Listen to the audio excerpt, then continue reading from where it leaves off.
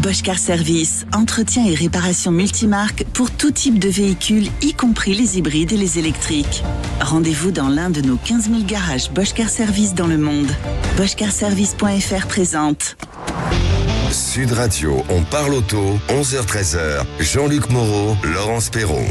Ravi de vous retrouver. Bonjour tout le monde. Bonjour l'ami Jean-Luc. Bonjour Dame Laurence. Bonjour à tous les auditeurs. Comment ça va ? Ça va bien. On a échappé cette semaine à la visite médicale obligatoire tous les 15 ans.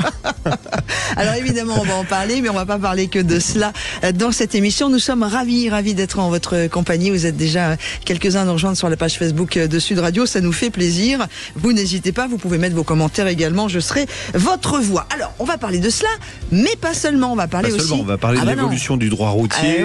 D'ailleurs, il y a un joli petit ouvrage là. Si vous voulez un petit peu maîtriser le droit routier, voilà. Rémi Jossaume, Jean-Baptiste Ledal, c'est la nouvelle édition. Vous voyez, il faut se farcir ça si vous voulez pouvoir discuter avec un gendarme qui vous arrête. En même temps, vu le temps qui fait tous les ans, le temps qui fait dehors, on peut lire. Et puis on aura Rémi Jossaume, l'un des auteurs. C'est passionnant si vous n'arrivez pas à vous endormir le soir. Les textes de loi, c'est passionnant. C'est un pur bonheur. Non mais sérieux, c'est passionnant. Nous les Français, on connaît pas assez les textes de loi, on connaît pas assez tout ça. C'est impossible de les connaître tous. Non mais t'es pas obligé de les connaître toutes, mais au moins de t'intéresser à deux trois choses qui peuvent t'arriver. Tiens, en parlant de textes de loi, on va parler pas spécialement que de ça, mais d'une aventure qui est arrivée à un jeune homme et son papa va venir témoigner. Oui, qui était en permis probatoire. Vous allez voir qu'en permis probatoire, faut vraiment être extrêmement prudent. L'essai de la semaine, ça sera la Peugeot i3008, on en avait parlé la semaine dernière, mais on va parler beaucoup de voitures françaises, puisque cette semaine, il y a un salon qui autrefois était un salon merveilleux. Le salon de Genève, bon là, ça s'est transformé en expo régionale, peut-être même pas d'ailleurs. Mais en revanche, le Renault Scénic a été élu voiture de l'année, donc on fera un petit cocorico. Le retour. Et Renault présentait également la R5. Donc on en parlera en fin d'émission avec notre Tintin reporter qui était là-bas. Et puisqu'on parle de Tintin reporter, on aura un autre Tintin qui sera avec nous pour parler de la 100e de Vintage Mécanique. Alors je vous dis pas son nom, je vous dis pas son nom. Est-ce qu'il viendra avec Milou ? Et puis par contre, puisqu'on est sur le dernier week-end du SIA, le Salon international de l'agriculture, on va parler pneus tracteurs aujourd'hui. Exactement, j'ai appris plein de trucs sur les pneus de tracteurs cette semaine. C'est passionnant les tracteurs. Moi j'adore, et ceux qui les conduisent aussi sont passionnants. C'est comme les viticulteurs, les agriculteurs, tout le monde. C'est marrant, vous avez mis viticulteur en premier, tiens. C'est bizarre. C'est un hasard. Mais parce que c'est un agriculteur, mais parce que ce sont des gens qui font vivre notre terre, paysans, ça veut dire qu'ils redessinent le paysage, qui fait vivre le pays. Et on ne doit jamais oublier que sans ces gens-là, la France ne serait pas la France et nos assiettes ne seront pas nos assiettes. Voilà. Chez ces gens-là, disait Jacques Brel, vous savez ce qu'on va faire. Vous les gens là qui nous écoutez sur Sud Radio, vous nous rejoignez au 0800 26 300 300. C'est notre magnifique, agréable, sublimement humaine Aude. Moi, j'adore cette fille, donc je le dis, qui vous accueille au standard. C'est notre ami Julien, notre Toulousain. T'es pas de Toulouse, toi ? Si, tout à fait. Tu es de Toulouse, qui réalise l'émission. Alors c'est parti avec vous, on vous attend. Sud Radio, on parle auto et de sécurité. Avec Autosécurité, prenez rendez-vous en ligne pour votre contrôle technique dans un de nos 900 centres sur autosécurité.com. Allez, on va parler tout de suite de droit routier, puisque ça a beaucoup bougé, on en a beaucoup parlé cette semaine. On va pas parler que de cela d'ailleurs, mais on invite tout de suite maître Rémi Jossaume. Décidément, moi je suis entourée depuis 15 jours par les maîtres, les juges et compagnie. Maître Rémi Jossaume. Avocat au bureau de Paris et président de l'Automobile Club des avocats. Un peu de téléachat dans le passé, donc vous allez vendre le livre de Rémi, voilà. Il est tombé. Alors, ok. Bonjour Laurent. Bonjour Rémi. Alors, séquence non pas téléachat, mais radio achat. Si vous avez envie de tout savoir sur le code pénal du droit routier, c'est vrai qu'on ne sait pas grand-chose, je vous propose de vous offrir la mise à jour. Voilà, la mise à jour, et puis surtout de vous offrir pour ces grandes journées pluvieuses, des chiboulées de mars, etc. De quoi apprendre des choses. Alors, après, je vous laisse la parole, l'ami Jean-Luc. Je voudrais juste dire à Rémi que j'ai, pendant 2 semaines, je ne vais pas vous dire ce qui m'est arrivé, mais j'ai un peu mieux compris votre métier. Voilà. C'est tout. Au revoir. Voilà. Elle était aux assises, mais pas dans le box des accusés. Pas dans le box des accusés. J'ai vécu ça pendant 2 semaines. Je suis un peu bouleversé quand même. Ils ressortent la guillotine pour l'occasion. Mais non, Rémi, on parle pas de guillotine, mais vous écoutez, pardon. On parle pas de guillotine, mais on a eu chaud au cou cette semaine puisque l'Europe voulait imposer la fameuse visite médicale tous les 15 ans. Finalement, ça s'est pas fait. Vous en pensiez quoi, vous, de cette mesure ? Moi, j'en pensais simplement que, j'ai envie de vous dire, faut demander l'avis aux Français dans le cadre peut-être de débats parlementaires, de concertation. La mesure a été écartée par les pouvoirs publics, écartée par le ministère des Transports. Aujourd'hui, même les associations de victimes sont contre, les médecins sont contre. Ça a des effets finalement déviants pour plein de raisons. Et on a essayé de passer, j'allais dire, au-dessus de tout cela en proposition. Voilà, en proposant cela au niveau européen. Et je le dis, aussi tragique soit-il, je le discute pas, mais l'insécurité routière en France comme en Europe a pour principale source l'infraction, la délinquance, et certainement pas des problèmes d'aptitude au volant. Alors il y a certes des problèmes qui peuvent se poser, mais il y a aussi, et vous voyez, je vais faire le lien directement avec le bouquin, il y a aussi un problème de connaissance. C'est-à-dire que on nous a expliqué que c'était, voilà, qu'il y avait pas de contrôle, il y avait rien, comme si en fait on laissait les automobilistes rouler n'importe comment, qu'il n'y avait pas de recours possible, etc. Et en fait, ce n'est pas le cas. Et moi, en fait, pour terminer sur ma réponse, c'est je ne veux pas de ces mesures générales, absolues, qui s'appliquent à tout le monde, de manière indissociée, parce qu'il y a une succession de faits divers. Aujourd'hui, le problème d'aptitude au volant, me semble-t-il, ce n'est pas un fait de société. Il y a des accidents, il faut lutter contre, il faut essayer peut-être de trouver des éléments de réforme, mais pas comme cela en voulant imposer à tout le monde. Oui, mais excusez-moi, Maître Jossaume, excusez-moi, il faut quand même avoir une loi un peu globale. On est une population nombreuse, il faut quand même avoir des. Oui, mais à ce moment-là, Laurence, tous les 15 ans, vu que tous les ans il y a des nouveautés sur le code de la route, donc personne les connaît. Donc tous les 15 ans, on vous refait passer le code. Ouais, c'est vrai. Tous les 15 ans, on détermine si vous êtes encore oui ou non apte à la conduite. Là, je parle pas médicale. Bon, alors moi, je suis la question, nos amis sur Facebook. Moi, je suis dans certains cas extrêmes. Quand un médecin juge qu'un automobiliste ne peut plus continuer à conduire, qu'il y ait des mesures coercitives à ce moment-là. C'est-à-dire le médecin, vous voyez plus clair, c'est l'exemple. Quelqu'un qui voit pas clair, il n'a pas à prendre le volant. Voilà. Maintenant, de là à passer toute la population tous les 15 ans à la moulinette, je trouve ça un petit peu ridicule. Ouais, donc du coup, ça veut dire qu'on donnerait quand même aussi aux médecins le pouvoir qu'ils n'ont pas pour le moment. Voilà, pour le moment, ils n'ont pas ce pouvoir-là. Ouais, voilà. Tout à fait. Il faudrait leur donner. Et ce que je veux simplement donc dire pour rebondir, c'est que je vous disais, les lois existent déjà parce que le code de la route prévoit déjà tout un mécanisme de visite médicale et de contrôle d'aptitude lorsque le préfet a des informations qui lui permettent. Préfet. Le préfet. Oui, mais donc, les médecins vont dire secret médical, ils transmettent pas les informations au préfet. C'est là que ça coince. Jean-Luc, le préfet peut parfaitement, parce qu'il a des informations particulières, demander à un conducteur de se soumettre à une commission médicale, comme le fait quelqu'un qui commet une infraction au code de la route. Ces dispositions existent, il faut peut-être les généraliser, il faut peut-être plus les impulser, mais encore une fois, vous imaginez quelqu'un à 35 ans faire une visite médicale parce qu'il a eu son permis il y a 15 ans. Enfin, il faudrait 3 millions de visites par an. Aujourd'hui, déjà avec 200 000, on n'y arrive pas. Déjà, quand vous êtes vraiment malade pour avoir un rendez-vous chez le médecin, c'est 15 jours, 3 semaines, 1 mois. Donc là, non, c'est vrai qu'on marche, sur la tête. Bon, Rémi, pour revenir à des choses un peu plus sérieuses, cette nouvelle version du droit routier, là, donc, met l'accent aussi sur quelques nouveautés dans le droit routier, parce qu'il y en a tous les ans. J'ai raison quand je dis il y a des nouveautés en permanence.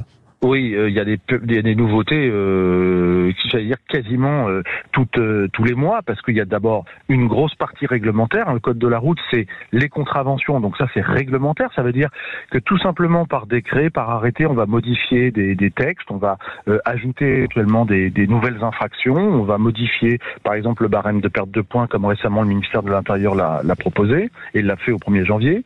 Et puis vous avez aussi des nouvelles incriminations par rapport à des nouveaux comportements. Et là, je pense en particulier, par exemple, au CBD au volant. Vous savez que ça a énormément évolué en quelques mois. Donc, on a avec mon confrère et mon ami Jean-Baptiste Ledal pris la peine. Également, oui.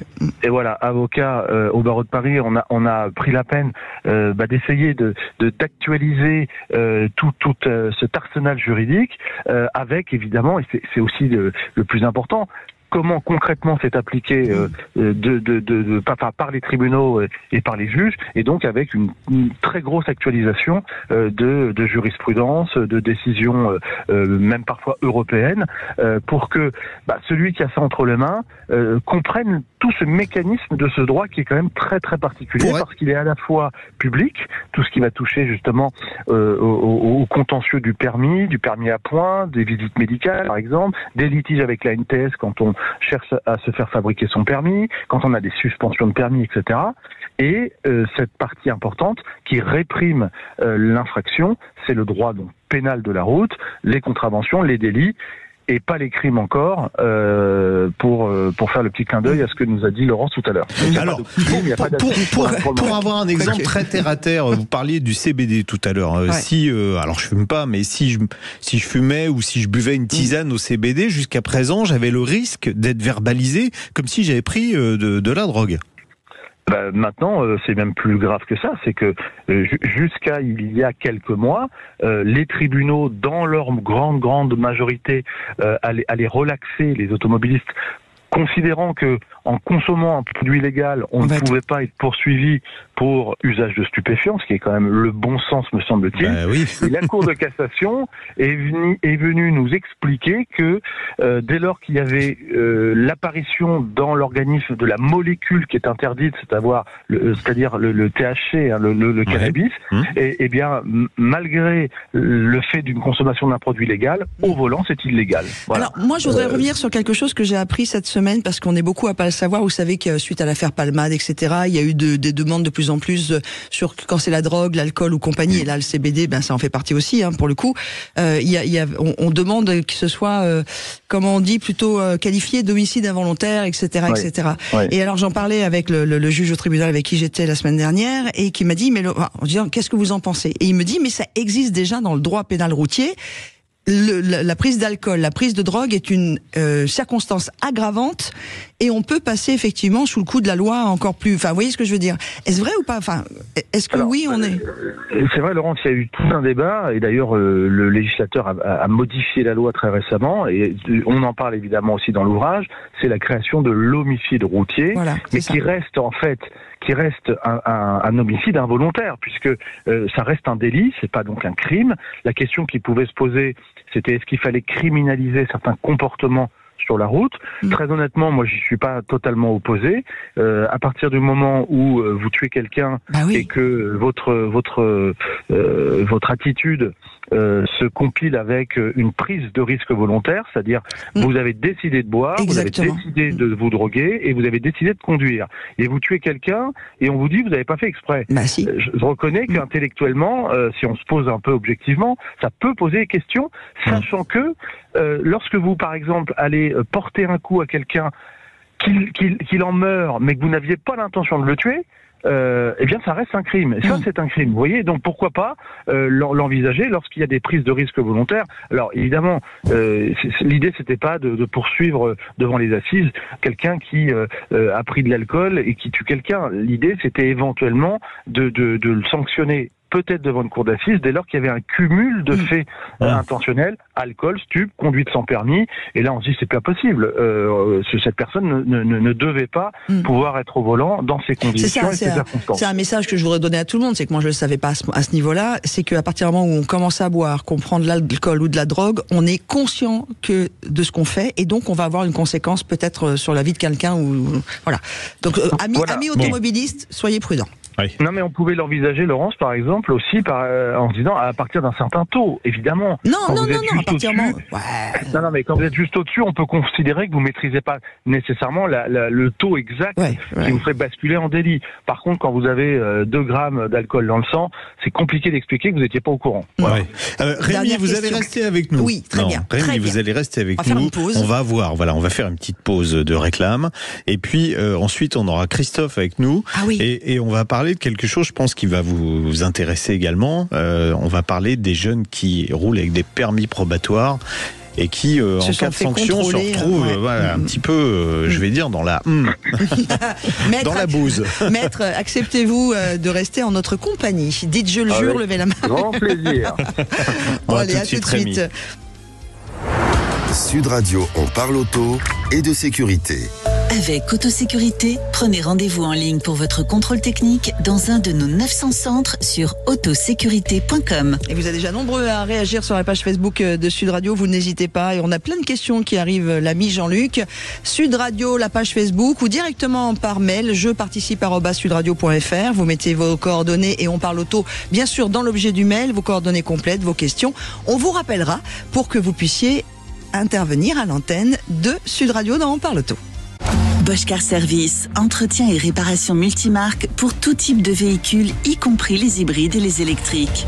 Rendez-vous dans l'un de nos 15 000 garages Bosch Car Service dans le monde. BoschCarService.fr présente.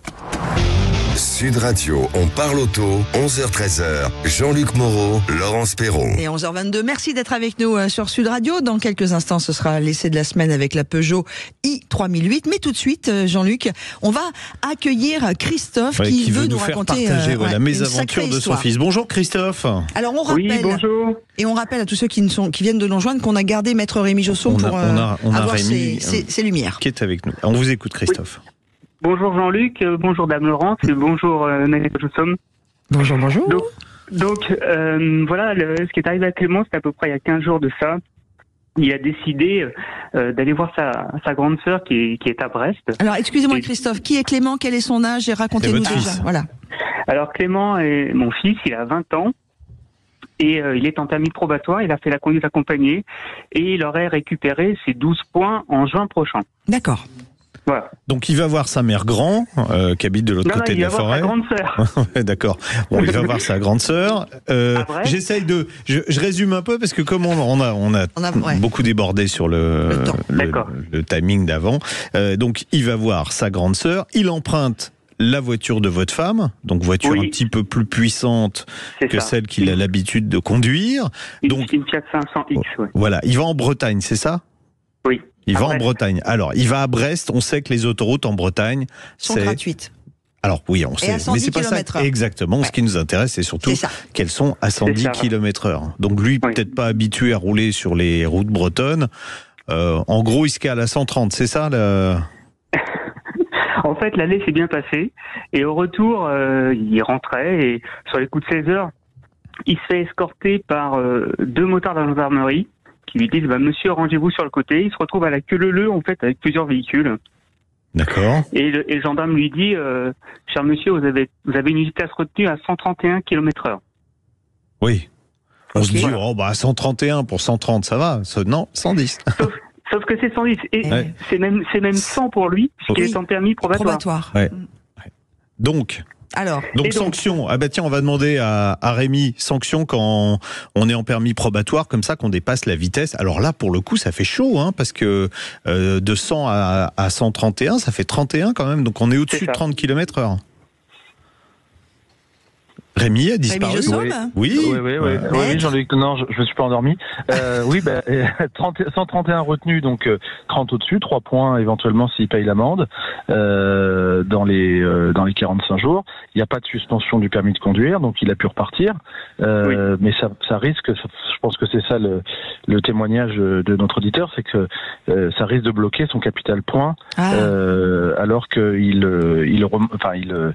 il grappille les derniers points de son permis probatoire en juin de cette année. C'est ça, si j'ai bien compris. C'est ça.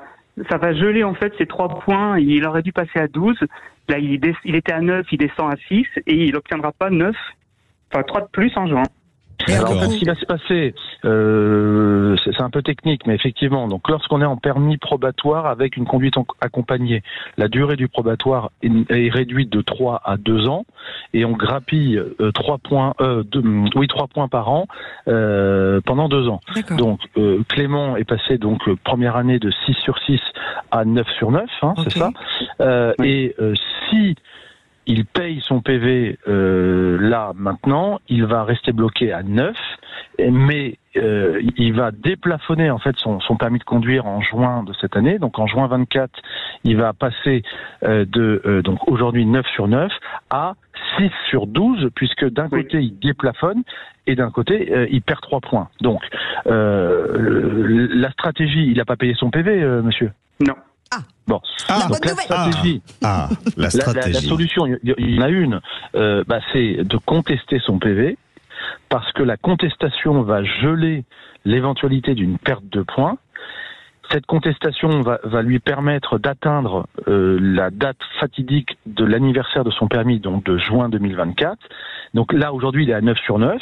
En contestant, il reste à 9 sur 9. Et en juin de cette année, il va monter à 12 sur 12 automatiquement. Et puis si, évidemment, par la suite, il est reconnu coupable de ces faits-là, il va passer de 12 sur 12 à 9 sur 12. D'accord. L'avantage, évidemment, c'est qu'il aura, entre-temps, gagné le bénéfice de ces 3 points d'anniversaire. Donc ça va faire, on va dire, une opération neutre.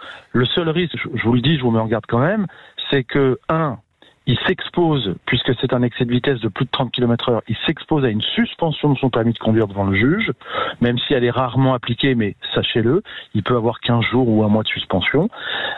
Et forcément, il aura, s'il est reconnu coupable, une amende qui sera plus élevée que l'amende forfaitaire qu'on va lui proposer là. Oui, mais en même temps, Rémi, s'il paye maintenant, il devra faire aussi un stage de récupération de points, donc ça coûte 250 €. Donc quelque part, en se disant je conteste mais je paye une amende plus chère après, ça se trouve l'un dans l'autre. J'ai peut-être pas été assez clair, mais monsieur, le conseil que je vous donne, c'est contester le PV, évidemment. Oui. Ça c'est très clair. C'est bien. C'est très clair. Christophe, un petit mot avant qu'on vous quitte. Écoutez, en fait, Clément après sa mésaventure m'a dit. Papa, je pensais en ayant un permis probatoire, les gendarmes auraient été plus cléments avec moi, mais en fait c'est tout l'inverse qui s'est passé. Et il aurait dû être plus prudent, et c'est vrai qu'il connaissait pas la voiture, et malheureusement, il s'est fait attraper. Là, ça s'appelle l'expérience, malheureusement. Voilà. Mais en tout cas, ça vaut le coup de contester. Contester. Ouais.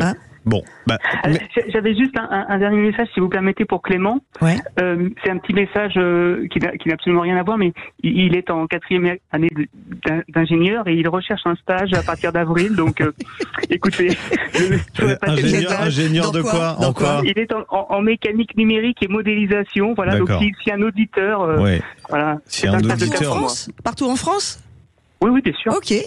Donc, il recherche un stage, pour qu'on soit vraiment concret, de mécanique numérique et de modélisation 4e année d'ingénieur. Voilà, l'annonce est faite. Parfait. C'est très gentil à vous.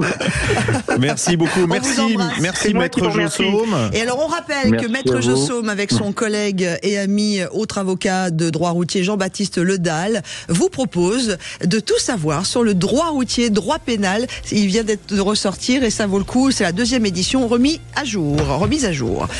On y va? On dit au revoir à tout le monde? Pas tout de suite. On fait une petite pause et on prend le volant de la Peugeot. La Peugeot. Allez, à tout de suite. Bosch Car Service, entretien et réparation multimarque pour tout type de véhicules, y compris les hybrides et les électriques. Rendez-vous dans l'un de nos 15 000 garages Bosch Car Service dans le monde. BoschCarService.fr présente. Sud Radio, on parle auto, 11h-13h. Jean-Luc Moreau, Laurence Perron. Et on va parler auto évidemment dans quelques secondes avec l'ami Jean-Luc qui va prendre le volant, mais on va aussi parler de la possibilité que vous avez peut-être d'acheter une Tesla d'occasion. Et tout ça, ce sera avant midi. Mais tout de suite, allez, on prend le volant. Biomotors, agissez pour la planète en roulant au superéthanol et économisez jusqu'à 50% sur votre carburant. Présente Sud Radio, on parle auto. Et on prend le volant. Et on prend le volant d'une Peugeot aujourd'hui, l'ami Jean-Luc. On prend le volant du Peugeot i3008. Alors un modèle qui a beaucoup d'importance pour Peugeot. Le 3008, il est leader de son segment déjà depuis très longtemps. Et pour commencer, on essaye la version électrique. Alors ici, c'est pas compliqué, tout change. À commencer par l'esthétique, c'est ce qu'on appelle une ligne fastback, c'est-à-dire avec l'arrière fuyant. Hyper belle. Hein. Ouais, la face avant. Alors ça, c'est une affaire de goût. Hein. La face avant aussi extrêmement expressive, avec une nouvelle signature lumineuse. C'est les 3 griffes pour les feux de jour. Une calandre qui fait toute la largeur de la voiture. Elle est ici fermée puisque on a affaire à un modèle électrique. D'ailleurs, Peugeot dit avoir beaucoup travaillé sur l'aérodynamique avec un CX de 0,28 et un SCX de 0,75. C'est quoi le SCX? C'est en fait la finesse aérodynamique multipliée par la surface frontale. C'est ce qui est le plus important quand on parle de la finesse aérodynamique d'un véhicule. Alors, Peugeot nous dit on est très bon à 0,75. Bon, le X, c'est que la Tesla Y, qui est la référence dans la catégorie, est à 0,23 en CX et 0,61 en SCX, donc bien meilleur. Un véhicule qui est plus long qu'auparavant, 4,54 m de long, c'est presque 10 cm de plus que l'ancien 3008. Une nouvelle plateforme. Alors là, c'est pareil, hein, c'est vraiment bizarre. Peugeot nous dit on a fait une plateforme pour les véhicules électriques et ensuite il nous explique que c'est une plateforme multi-énergie. Donc on trouvera aussi des modèles hybrides sur la même plateforme. Ça expliquera peut-être pourquoi plus loin on a un véhicule qui est très lourd. Notre version 100% électrique est en traction. Il existera une 4 roues motrices. Moteur 210 chevaux, batterie 73 kWh avec des cellules chinoises pour commencer, BYD, mais progressivement on aura des cellules fabriquées en France chez ACC. Ça arrivera dans le courant en fin d'année et surtout l'année prochaine. Bon, malgré la taille conséquente de la voiture, la capacité du coffre reste la même qu'avant, 520 litres, et l'accès aux places arrière n'est pas pénalisé par la ligne de toit. C'est important de le préciser parce que vous avez beaucoup de véhicules avec des toits en pente, on n'arrive pas à rentrer dedans. Là, le toit descend après la portière, donc l'accès à l'intérieur est facilité. En revanche, l'espace aux places arrière est moins généreux, je pense, que dans l'ancienne version. C'est un peu bizarre.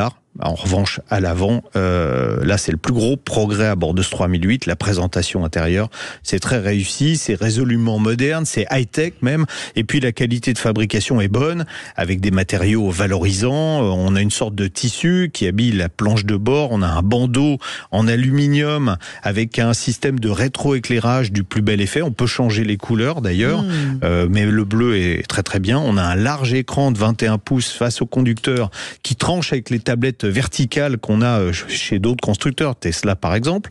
La partie droite, elle est tactile, la partie gauche, elle est paramétrable. On a toujours un petit volant qui, malgré un dessus plat, peut cacher pour certains conducteurs une partie des compteurs, hein, ça c'est le défaut des Peugeot récentes. Il y a des touches programmables d'accès direct à certaines fonctions et des boutons physiques qui ont été intégrés par Peugeot. Ils ont bien retenu la leçon de la première 308 où il fallait passer que par l'écran digital. Donc l'ergonomie, elle est bonne, les sièges sont confortables avec un revêtement en Alcantara sur cette finition, mais pour faire des économies, prix et poids, eh bien Peugeot a zappé les commandes électriques malgré un prix assez élevé. En ville, le petit volant procure une belle sensation de maniabilité. Plus encore même que sur l'ancienne version. La voiture braque d'ailleurs très bien. Elle est très douce à conduire puisqu'on a un modèle électrique. Et elle est confortable malgré les roues de 20 pouces. Parce qu'en général, quand on a des grandes roues, on dégrade un peu le confort. Là, c'est pas du tout le cas. On peut aussi régler la récupération d'énergie avec les palettes au volant. Ça, c'est bien. Il y a 4 niveaux. On peut pas aller jusqu'à la conduite à une seule pédale. Mais de toute façon, moi, je trouve que c'est pas bien. Donc, je vais pas m'en plaindre. Je trouve que c'est plutôt mieux même. Sur route, ce 3008 électrique fait également preuve d'une grande douceur de conduite. Le compromis confort-tenue de route est bon. Sur le mode normal, on a un moteur qui délivre 210 chevaux, mais sur le mode normal, on est à 190 chevaux. C'est suffisant à allure normale. Si on accélère le rythme, cette fois, on a les 210 chevaux sur la position sport, 345 Nm de couple, mais on n'a pas l'effet catapulte qu'on a habituellement sur beaucoup de concurrentes électriques. Le 0 à 100 se fait en 8 secondes 8. Ce qui est plus gênant, c'est que la voiture, elle pèse 2 tonnes. Wow, c'est juste énorme. Mais elles ont toujours été lourdes, les 3008. Et même si les ingénieurs ont beaucoup travaillé sur les suspensions, ça se fait sentir en virage. Rien à voir avec le dynamisme des précédents 3008. Certes, ça reste bien pour un SUV, mais il y a des concurrents qui font mieux en matière de dynamisme. On parlait du Tesla Y tout à l'heure. Un Tesla Y, c'est beaucoup plus dynamique que ça. En revanche, le 3008 est plus confortable. Peugeot dit aussi avoir fait un bon travail sur le niveau sonore dans l'habitacle. En fait, la valeur relevée avec le sonomètre est bonne, mais elle n'est pas exceptionnelle. 64 décibels à 110 km/h. Il y a quelques bruits aérodynamiques.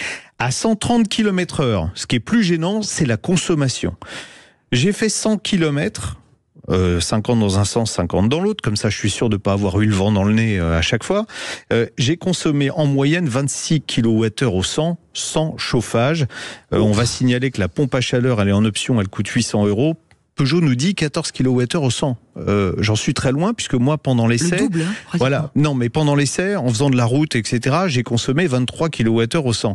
Là, on est loin des 510 km d'autonomie revendiqués par le constructeur, avec la batterie de 73 kWh. Moi, j'aurais fait 300 km sur route et 100 km sur autoroute. Donc vous voyez, on en est loin. Alors j'ai pas pu tester les capacités de recharge de la voiture.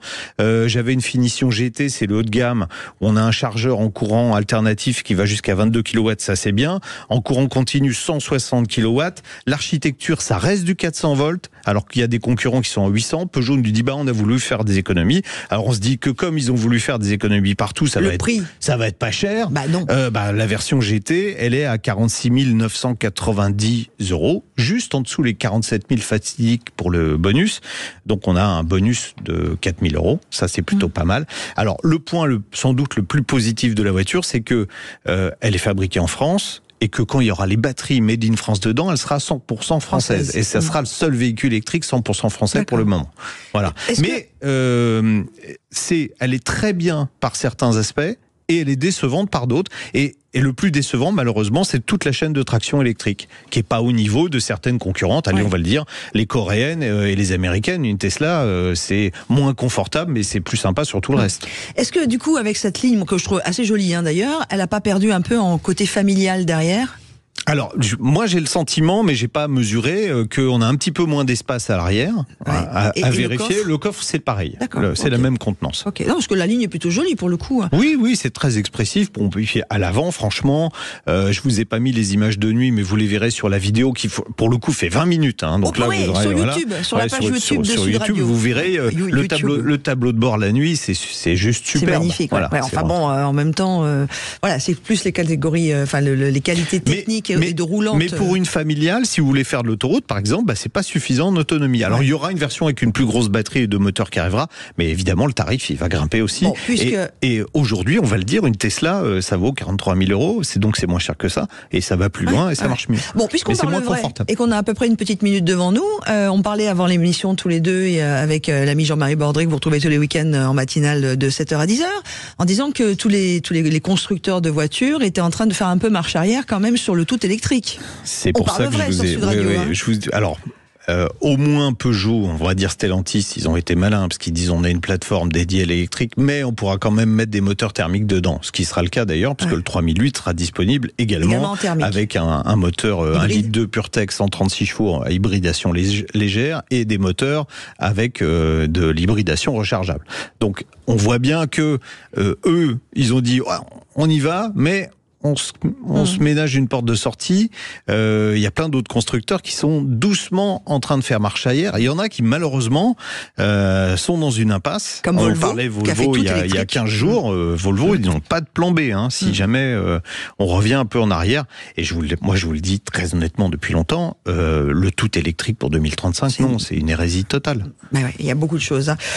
Comme dit Sullivan sur la page Facebook de Sud Radio, vous êtes très très nombreux à être avec nous. Merci. La voiture électrique, ça va faire pchit. Alors ça va pas faire pchit, mais c'est très français ça. On veut être ou noir ou blanc, mais il y a plein de solutions. L'électrique, c'est une très bonne solution pour plein de gens. Oui, bien sûr. Une voiture électrique, c'est très sympa à conduire. Mais si vous voulez faire 1000 km dans la journée, c'est pas la bonne solution. Non. Or, il y a des gens qui ont besoin de faire 1000 km parfois dans la journée. Voilà, on parle vrai sur Sud Radio avec l'ami Jean-Luc. Je vous rappelle que la vidéo complète de l'essai est disponible sur la page YouTube de Sud Radio. Vous êtes de plus en plus nombreux d'ailleurs à nous suivre également sur tout ce qu'on qu'on appelle le digital. Merci beaucoup. Allez, à suivre. Et juste tiens, on va acheter une Tesla d'occasion, avant midi, justement. voilà. On va parler, et si vous achetez une Tesla d'occasion, on voit ça en détail sur Sud Radio dans On parle auto avec Hervé Valette, qui est dirigeant d'American Car City, qui sera avec nous en direct. Sud Radio, on parle auto et on prend le volant. Avec Biomotors, agissez pour la planète en roulant au superéthanol et économisez jusqu'à 50% sur votre carburant. Rendez-vous sur biomotors.fr. Bosch Car Service, entretien et réparation multimarque pour tout type de véhicule, y compris les hybrides et les électriques. Rendez-vous dans l'un de nos 15 000 garages Bosch Car Service dans le monde. BoschCarService.fr présente. Sud Radio, on parle auto, 11h-13h, Jean-Luc Moreau, Laurence Perrault. Et surtout, je voulais vous donner un rendez-vous après-midi, parce que vous savez qu'on a notre chronique pneus régulière, mais là, on va parler de pneus de tracteur. Salon de l'agriculture, évidemment, oblige, mais surtout parce qu'on était très curieux d'en savoir un peu plus également sur ces pneus. Restez avec nous. Comment est fait un pneu de tracteur? On répondra à cette question dans quelques instants. Mais tout de suite, si vous achetez une Tesla d'occasion. Back to Car, première marque de pièces auto recyclées et garantie à vie, vous présente. Sud Radio, on parle auto et d'environnement. Et tout de suite, on va accueillir Hervé Vallet, qui est dirigeant d'American Car City, parce que c'est notre invité pour acheter une Tesla d'occasion. Oui, il va tout nous expliquer. Bonjour Hervé. Hervé, bonjour. Bonjour. Merci d'être avec nous. Désolé de vous réveiller à cette heure matinale. Non. Mais parce que comme ils vendent la Tesla d'occasion, il doit être à l'heure américaine. C'est pour ça, en fait. Il est quelle heure chez vous avec le décalage horaire? Non, alors pour la petite histoire, on a eu Hervé avant la fin de l'année pour parler des pick-up, puisque American Car City était un des plus gros, même le plus gros vendeur de pick-up en France. Et bon, vous savez que la réglementation a changé, donc le marché va malheureusement beaucoup diminué, et Hervé, qui a toujours des très bonnes idées, a décidé, parce que Tesla a un mode de commercialisation très particulier, la marque commercialise directement ses voitures. Oui. Il n'y a pas de réseau de concessionnaires, et quand les voitures sont en LOA, donc en location, elles reviennent chez le constructeur, et le constructeur, à ce moment-là, les recède à une entreprise tierce, et en l'occurrence American Car City, qui va maintenant être le revendeur, entre guillemets, officiel des Tesla d'occasion. J'ai bon dans ce que j'ai dit, ou je me suis trompé? C'était clair, en tout cas. Tout à fait. Donc aujourd'hui, nous récupérons tous les retours de LOA que Tesla commercialise. Donc au bout de 3 ans, où le client garde sa voiture, paye sa valeur de rachat et garde sa voiture, ou la laisse, et donc nous on la recommercialise derrière. D'accord. Donc, si je veux acheter une Tesla d'occasion, soit je vais sur les petites annonces de particulier à particulier, soit je passe par vous. Exactement. Donc les véhicules que nous vendons sont garantis Tesla, pour la plupart 1 an sur tout le véhicule, et en tout 8 ans sur tout ce qui est batterie et moteur électrique. D'accord. Quel modèle pour l'instant vous avez? Parce que bon, les plus récentes évidemment, comme c'est des retours de leasing, on n'a forcément pas des voitures qui viennent de sortir. Non. Donc on a les 3, les S et les Y, et les X, excusez-moi, les 3, les S et les X, et on commence à avoir quelques Y, mais très peu. Ouais. C'est des voitures fiables, les Tesla, parce qu'on peut se poser la question. On peut dire, tiens, j'achèterais bien. Après, on parlera des prix, parce que le nerf de la guerre, évidemment, c'est ça. Mais est-ce que c'est des voitures fiables? Est-ce que vous, quand vous les récupérez, il y a beaucoup de boulot dessus avant de les recommercialiser? Alors, c'est très fiable. Alors, les voitures que nous, on récupère sont que des premières mains. Donc, les gens font attention quand ils achètent un véhicule neuf. C'est très fiable parce qu'il y a très peu, contrairement à une voiture thermique, il y a très peu de pièces en mouvement. C'est un moteur électrique avec une batterie, donc il n'y a pas de boîte, il y a de boîte à vitesse, de boîte de transfert, il y a beaucoup moins de pièces mécaniques, et c'est vraiment très très très bien construit. On a des clients qui ont 300-400 000 km, et franchement on est surpris du peu de choses qui ont été faites sur la voiture. C'est très très fiable. Bah, typiquement, l'acheteur d'une Tesla d'occasion, c'est quoi comme profil? C'est vraiment la personne qui veut pas acheter du neuf parce que c'est trop cher, ou il se sent pas légitime d'acheter du neuf. Donc c'est quelqu'un qui va acheter des voitures à moitié prix. Ouais. Alors, justement, on parle de moitié prix. Le prix des Tesla d'occasion, ça doit être un petit peu nébuleux à mettre en place, puisque en fait Tesla il y a eu beaucoup de variations de tarifs sur les modèles neufs. Aujourd'hui, ça coûte combien? On prend 2 exemples. Une Tesla S Et puis, alors, Tesla 3, il n'y en a encore pas, on est d'accord, il y en a que quelques-unes. Y, il n'y en a pas du tout, et Tesla 3, il y en a quelques-unes. Ah, il y en a beaucoup, les 3, c'est ce qu'on a les le 3, plus. D'accord, c'est ce que vous avez le plus. Ah ouais. Alors, aujourd'hui, je veux me payer, alors... On commence par le plus cher, après on ira au plus accessible, une Tesla S, donc le gros modèle, il y a plusieurs modèles. Le plus cher, c'est le X. C'est le X, ouais. C'est le gros SUV avec les portes papillons, là. Les portes papillons. Qui est magnifique. Ouais. Alors, tiens, un X, ça coûte combien d'occasion? Avec quoi comme kilométrage? Quelques exemples, parce que j'imagine que ça dépend aussi du kilométrage, de l'année, des options, parce que chez Tesla, on peut avoir plein d'options différentes. Exactement. Donc un X tout optionné entre 20 et 40 000 km qui a 3 ans, ça vaut 80 000 euros. Ah oui, quand même. Quand ça avait été payé 130, 135. Vous dites 3 ans, ça veut dire quoi? Ça vient de la LOA ou c'est vraiment un achat Non, c'est de la LOA. C'est de la LOA. C'est de la LOA. Donc le client l'a gardé 3 ans. Au bout de 36 mois, il la rend. Et donc on récupère la voiture. D'accord. Une Tesla S ça vaut 65, entre 60 et 65, pareil au bout de 3 ans et pareil 30 ou 40 000 km. Oui, donc un véhicule qui est en fait pratiquement neuf. C'est cher. Et qui a été payé 100, 115, 117.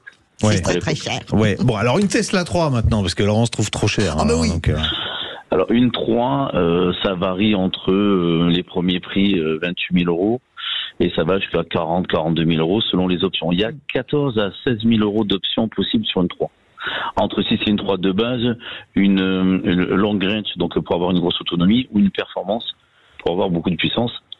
Et avec des jantes, des intérieurs différents, il y a une 15 000 euros d'options à peu près. Donc une qui n'a pas d'option, et une qui a toutes les options. À la sortie, il va y avoir 7-8 000 euros d'écart entre deux autos. Et entre une qui a 30 ou 40 000 km et une qui a 100 000, forcément, il y a une différence aussi. Ouais, donc on peut avoir une Tesla 3 en dessous de 30 000 euros. C'est ça quand même qu'il faut retenir. Tout à fait. Donc c'est déjà une belle, une grosse voiture qui a une autonomie très correcte, qui est très sympa. Ça, c'est moi qui peux le dire, très sympa à conduire. C'est des voitures puissantes. D'ailleurs, il y a pas mal de cartons à cause de ça parce que les gens ont tendance à aller un peu vite. Un peu vite, ouais. Et démarrer vite. Exactement. On peut être assuré, l'ami Jean-Luc, de la fiabilité de l'occasion. Oui. Hervé. Oui. Ah oui, complètement. C'est comme quand une voiture d'occasion, on va dire thermique classique, comme on avait l'habitude il y a encore quelques années, qui passe dans les mains d'un professionnel avant d'être vendue pour nous, quoi. C'est même plus sérieux puisqu'il y a beaucoup moins de pièces d'usure. Eh oui. C'est un peu comme dans un avion. Les moteurs d'avion sont très fiables parce qu'il y a peu de pièces qui tournent en rapport moteur thermique. Donc sur les Tesla, tout est électronique, donc on est très surpris. Enfin, moi, je connaissais pas ça avant, donc j'avais un peu de crainte, mais c'est incroyable comment c'est bien bâti, assez simple et efficace. Oui, Hervé, ce que je vous propose, c'est que vous allez rester avec nous parce que normalement on devrait avoir Cédric. On reste avec. D'accord. On n'a pas réussi à l'avoir, donc on reste avec. Parce qu'on avait Cédric qui nous écoute depuis l'Angleterre, Cédric, on le rappellera plus tard. Et qui voulait s'acheter une voiture électrique. Il avait regardé la Kia EV6, c'était trop cher. Enfin bon, bref, et il s'est dit je vais acheter une Tesla 3. D'occasion. Donc on était parfaitement dans le sujet. Et lui voulait savoir la durée de vie des batteries, parce que c'est la première question que se posent les gens qui vont acheter une voiture électrique d'occasion. Quand on achète une voiture qui a 3 ans, on est à peu près tranquille. Il y a 8 ans de garantie sur la batterie, c'est ça. Mais au-delà de 10 ans, est-ce qu'on sait un peu ce qui va se passer ou pas ? Alors les constructeurs avaient donné pour 10 ans, mais on s'aperçoit que en fait elle dure beaucoup plus que ça. Vous savez, en principe, quand quelqu'un donne une garantie sur une année, c'est pas pour que 2 ans après ça tombe en panne. Donc on s'aperçoit que les batteries durent plus de 15 ans. Donc un moteur thermique sur une voiture qui a 15 ans, tout dépend du kilométrage qu'il a, mais on sait que ça s'use. Ouais. Donc aujourd'hui, on a décidé de faire cette voiture électrique parce que c'est américain et comme vous savez, nous on est spécialisé dans tout ce qui est américain. Donc je voulais juste rebondir sur ce que vous avez dit sur les pick-up. Donc les pick-up aujourd'hui, on a des pick-up électriques qui arrivent, mais aujourd'hui les pick-up ne sont pas du tout en déclin puisque comme vous savez, c'est des véhicules de société. Donc sur les véhicules de société, il n'y a pas les taxes risques qu'ont les véhicules de particuliers. Mais il fallait prendre le virage. Je suis un peu comme vous, tout électrique, je n'y crois pas. Par contre, une deuxième voiture en électrique, ça a beaucoup de sens. Et on a beaucoup de clients qui roulent en pick-up américain et qui ont des Tesla ou qui ont des voitures électriques. Et ce qu'on remarque aussi, c'est que sur les Tesla, on reprend des voitures électriques. Cette semaine, j'ai repris une Kona électrique et j'ai repris une 208 électrique. C'est donc les gens qui sont passés à l'électrique et qui veulent passer au stade supérieur en prenant une Tesla, donc ils avaient une voiture plus petite et ils grimpent en gamme. Les modèles que vous avez qui ont le plus de kilomètres que en retour de LOA, c'est quoi? 120 000, 130 000. D'accord. C'est beaucoup, non? Pour une voiture électrique, non, c'est pas beaucoup. Non, c'est pas beaucoup de kilomètres. Jean-Luc, je vous invite à venir. Je vous bande les yeux. Vous essayez une qui a 20 000, une qui a 120 000, et vous me dites si c'est laquelle. Je vous défie. D'ailleurs, tiens, qu'est-ce qui parle le mieux d'ailleurs? Contrairement à ce qu'on pensait, ce qui est souvent le mieux, c'est les voitures qui ont plus de garantie, c'est-à-dire qui ont au-delà de 80 000 km, donc qui ont plus de garantie sur la voiture, mais qui ont toujours les 200 000 km et 8 ans de moteur et de batterie. Ce sont les voitures les plus kilométriques qui partent le plus. Ah ouais. Parce qu'il y a beaucoup de personnes qui se bloquent sur un budget. Ah oui. Ils ont 30 000, ils ont 28 000, ils ont 32 000. Et le kilométrage n'a pas d'importance. Je suis stupéfait parce que j'avais un petit peu peur. Parce que nous, on vend des voitures très récentes et faibles kilométrées. Et c'est celles qui partent le plus. Les moins chères partent le plus vite. Hervé Vallet, vous qui maintenant vendez des voitures d'occasion, vous sentez que les gens n'ont plus peur de la voiture d'occasion électrique? Il y a eu beaucoup de doutes au départ, hein? Il y a eu beaucoup de doutes, il y en a toujours. Je vous cache pas que j'ai beaucoup de collègues garagistes qui font de la voiture classique et qui ont essayé de la voiture électrique à petite dose et ils sont frileux parce que quand vous en avez une ou deux, vous en vendez pas. Nous aujourd'hui, cette année, on va rentrer plus de 500 véhicules, donc là on a rentré une petite centaine et on en vend tous les jours. Et non, il faut croire à ce qu'on fait. D'accord. Oui, c'est un marché qui va grandir de toute façon, puisque vous dites on va en rentrer 500 cette année, mais tous les ans, vu que les ventes de Tesla n'ont pas cessé d'augmenter, si vous récupérez tous les véhicules en LOA, vous allez chaque année, vous allez augmenter le stock de VO. Une question pour conclure de Stéphane. Alors, il dit les soucis liés à la peinture, corrosion, tout ça, est-ce que c'est réglé par vous dans l'état d'origine, etc. La corrosion, c'est de l'aluminium, les Tesla. Donc il n'y en a pas sur la Tesla, on est d'accord. Voilà Stéphane. Comme ça, tout le monde a sa réponse. Bon, merci beaucoup, Alain. Hervé. Alors, Hervé, j'ai juste une question. On dit Vallet ou Valette? Vallet, c'est bien. Hervé Valin, dirigeant American Car City, et le même Stéphane nous dit que celui de Lyon est absolument sublime. Voilà. American Car City Lyon, oui, tiens, c'est ça. Hervé, il y a Paris et Lyon. Et voilà, exactement. Allez, merci beaucoup. Dans quelques instants, le retour de l'info sur Sud Radio, et puis on parle auto revient. Juste après, on va parler pneus, mais pas seulement. Souvenez-vous que l'ami François Alain va être avec nous en studio avec sa nouvelle saison de Vintage Mécanique. Tout passionné que vous êtes, restez en notre compagnie. Sud Radio, on parle auto et d'environnement. Présenté par Back to Car, première marque de pièces auto recyclées et garantie à vie. Bosch Car Service, entretien et réparation multimarque pour tout type de véhicules, y compris les hybrides et les électriques. Rendez-vous dans l'un de nos 15 000 garages Bosch Car Service dans le monde. BoschCarService.fr présente. Sud Radio, on parle auto, 11h-13h. Jean-Luc Moreau, Laurence Perron. Et nous sommes ensemble, vous le savez, jusqu'à 13h. Alors on a quand même l'ami qui va arriver aussi. Il y a l'ami Jean-Luc tous les samedis. Puis on a l'ami François Alain. Oui, François de Paris qui va venir nous parler de la 100e de Vintage Mécanique. Et ouais, donc déjà. Vintage Mécanique à 100 ans. Il fait pas son âge. Je crois qu'on a le même humour tous les deux. On va parler aussi du Salon de Genève parce que là, il y a déception. Oui, alors d'abord, d'habitude, le Salon de Genève était un des plus beaux salons à taille humaine. C'est ce qu'on avait l'habitude de dire quand on était journaliste, parce que comparativement au Salon de Francfort, par exemple, où on faisait 25 km dans la journée, à Genève, il y avait que quelques halls, mais c'était très dense en matière d'actualité automobile. Bon là, carrément, c'est vraiment la portion congrue. En gros, le seul constructeur européen présent, c'est Renault, et le reste, c'est des Chinois, voilà. Mais cocorico quand même, puisque Renault, dans le cadre du Salon de Genève, est remis le titre de la voiture de l'année. Et c'est une Renault, c'est le nouveau Scénic électrique qui a reçu la consécration suprême. Et Renault a également présenté en début de semaine la R5 électrique. Et nous en parlerons tout à l'heure avec Nicolas Meunier, qui était sur place et qui nous donnera ses impressions sur ces nouveaux véhicules. Alors, vous êtes évidemment pendant cette heure aussi les bienvenus au 0826 300 300. C'est Aude qui vous accueille. Vous nous écrivez je participe @sudradio.fr en mettant bien on parle auto dans l'objet de votre mail et vos coordonnées totales, y compris bien sûr votre numéro de téléphone et l'ami Jean-Luc, sans erreur, parce que on a reçu un message de Cédric qu'on devait avoir en fin d'heure tout à l'heure, avant midi, qui dit: je suis désolé, j'ai fait une erreur dans mon numéro de téléphone. Merci d'avoir répondu à mes questions sur la Tesla d'occasion. Voilà, moi j'adore. On parle tous ensemble, c'est une grande famille, c'est cool. Donc Céd, et il nous écoute d'Angleterre. Il nous écoute d'Angleterre. Ouais. Et Cédric, quand vous avez d'autres questions, vous n'hésitez pas, vous nous rappelez, vous envoyez un mail avec le bon numéro. Et puis tout de suite, je vous propose, au-delà de mettre vos réactions sur la page Facebook de Sud Radio, de parler pneus et de pneus de tracteur.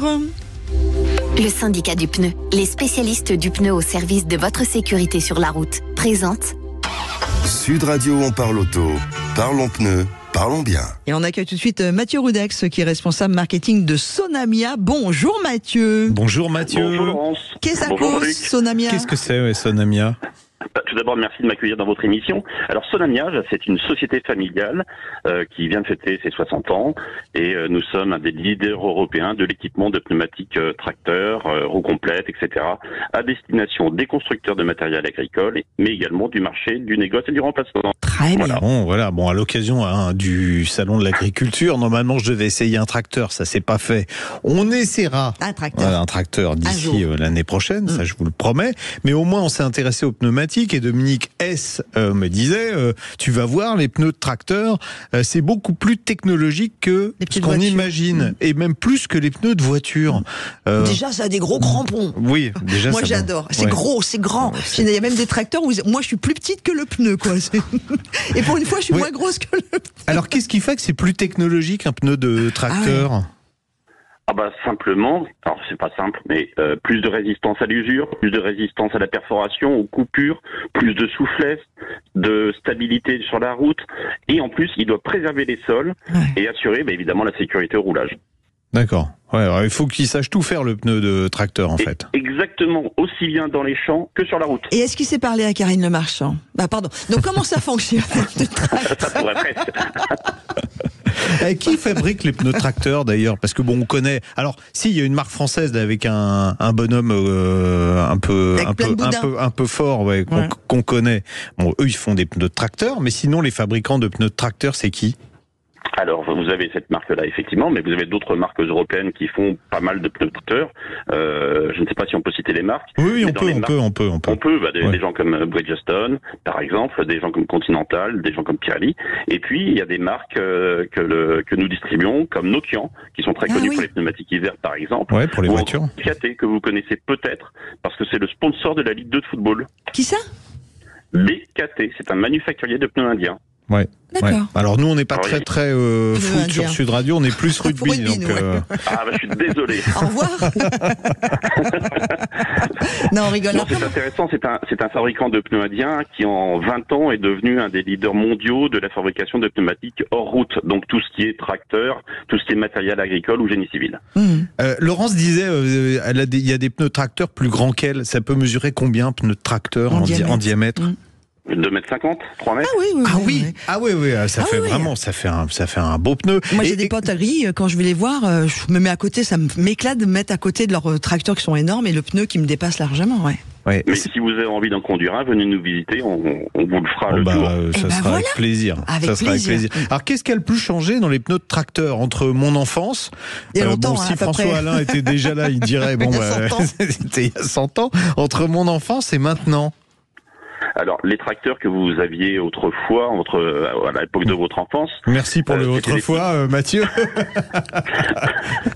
Ce sont des pneumatiques qu'on a la carcasse conventionnelle. D'accord. Alors, je ne vais pas rentrer dans la du pneu, mais par exemple sur la voiture, aujourd'hui, ou sur le poids lourd, tous les pneus sont en carcasse dite radiale. Eh bien, aujourd'hui, l'évolution, elle est autour de ça. Les pneumatiques sont passés de la carcasse conventionnelle à la carcasse radiale. Donc, c'est un pneu qui est plus souple sur la route, qui est plus souple dans le champ également. Et on a travaillé depuis maintenant quelques années encore plus sur la flexion des flancs pour éviter de tasser les sols. Ouais, c'est ça. Ça, c'est important ce que vous dites, puisque il y a eu beaucoup de reproches faits par tous ceux qui travaillent ou en bio ou en nature, etc. De dire attention, quand on utilise un tracteur, on écrase les sols et on les, comment on appelle ça ? On les tasse. On les tasse. Et là, vous avez fait tout un travail depuis des années pour que ce soit pas le cas en fait. C'est ça, tous les manufacturiers de pneus travaillent autour de ça, c'est parce qu'il faut produire mieux et en abîmant moins les sols et en allant le moins possible dans les champs, parce que plus on va dans le champ, plus on va abîmer le sol. Et donc aujourd'hui, quasiment, on adapte chaque typologie de pneu tracteur à chaque culture. Ah oui, c'est-à-dire que... Il y a une bonne question à ce sujet-là, bravo, merci Mathieu. Il y a Stéphane qui dit, c'est pas les mêmes pour les activités par exemple d'agriculture forestière, les activités de labour, etc. Il y a un choix à faire. C'est ça. En fait, le pneumatique agricole qui va servir au labour, c'est un pneumatique qui va permettre de porter de la charge, d'avoir peu de pression pour préserver les sols, et puis qui va avoir un gros travail pour la traction, parce qu'il va falloir arracher la charrue par exemple, ou les appareils de préparation du sol de la terre, sans abîmer évidemment le sol. Et puis de l'autre côté, vous avez des pneumatiques forestiers, ce sont des pneumatiques qui vont être très renforcés, pour éviter d'être crevé, de se couper quand il tape dans les souches ou sur la route. Et là, ils mettent de la terre partout. Voilà, c'est pas de ça qu'on parle. Mais il faut que le pneu il soit à la fois doux et gentil avec la terre et sur la route, il faut qu'il soit résistant. C'est pas facile. C'est un peu la quadrature du cercle. Alors, en fait, on a beaucoup travaillé. Tous les manufacturiers ont beaucoup travaillé autour de ça, ainsi que les tractoristes. Aujourd'hui, on arrive à avoir des pneus pour lesquels on va faire varier la pression entre le moment où il sera dans le champ et le moment où il sera sur la route, avec un système qui s'appelle le télégonflage. C'est-à-dire qu'on va sortir du champ où on aura voulu avoir travaillé avec une faible pression, et on va augmenter la pression quand on va aller sur la route, de telle manière à assurer le transport, la direction, le freinage, enfin bref, tout ce qui va faire pour que le tracteur va bien tenir sur la route. C'est génial, ça. Sans oublier le confort de conduite du chauffeur. Ça veut dire qu'il appuie sur un bouton dès qu'il sort de son champ et hop, ça gonfle le pneu. Alors c'est pas en 30 secondes. Il va appuyer effectivement sur un bouton dans son tracteur, et son tracteur, s'il est équipé du télégonflage, va regonfler les pneus du tracteur pour lui permettre d'aller sur la route en toute sécurité et pour aller jusqu'à, s'il est homologué des vitesses de 40 km/h pour la France. Ça fait longtemps que vous n'êtes pas monté dans un tracteur, l'ami Jean-Luc ?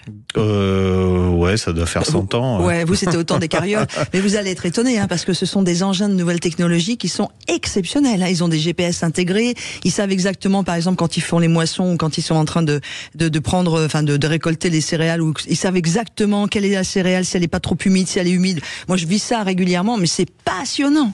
Passionnant, ça n'a plus rien à voir avec le tracteur de papy, quoi. Oui, bon, je vais m'acheter un tracteur. Mais ça coûte combien un pneu de tracteur ? Parce que là, on a parlé de technologie, on a parlé de trucs formidables, mais ça doit être super cher. Alors, sur un équipement complet, on va dire, de 4 pneus sur un tracteur, parce qu'aujourd'hui, ils sont la plupart en 4 roues motrices. Sur un équipement standard, ça va être aux alentours de 2500 € pour 4 pneus.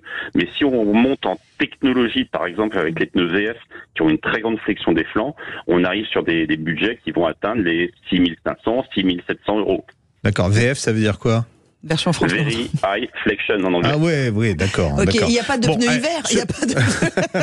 Non, mais vous nous dites 6500 € pour les pneus les plus chers. Non, 2000. Oui, pour 4 pneus, finalement, pour les pneus les plus chers, si le truc il fait 3 mètres de diamètre, au poids, finalement, c'est beaucoup moins cher qu'un pneu de voiture standard. Alors, c'est ça, mais en fait, dans ce prix que je vous donne, c'est sur des montes standards, donc on n'est pas sur des pneus qui font 3 mètres de haut, mais on est sur des pneus qui vont faire plutôt dans les 1m80, 2 mètres. Pas mal. Le pneu avant étant un peu plus petit.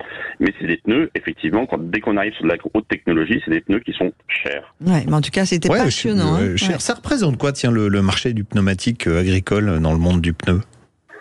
C'est difficile d'avoir des chiffres exacts, mais on l'estime à 6% de la production mondiale de pneus.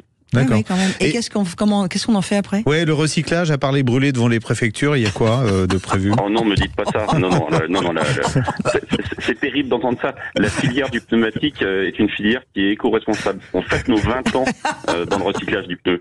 Non, mais là, il y a 20 ans qu'on a établi une filière et qu'il y a des organismes en France, deux organismes très connus qui s'appellent FRP, France Recyclage de Pneumatiques, et Alia Pure, qui s'occupent du recyclage des pneumatiques. Bon, en tout cas, on en a appris beaucoup plus. Super. Merci. C'était vraiment passionnant. Ouais, vraiment. Vous revenez quand vous voulez parler de pneus de tracteur et quand après vous passez à Paris, Mathieu, parce que vous êtes malheureusement pas en région parisienne, vous n'hésitez pas à venir nous voir. Et exactement. Non, on aurait pu se croiser au salon de l'agriculture. Oui. On aurait pu, mais ça n'a pas été le cas. Bon, c'est ballot.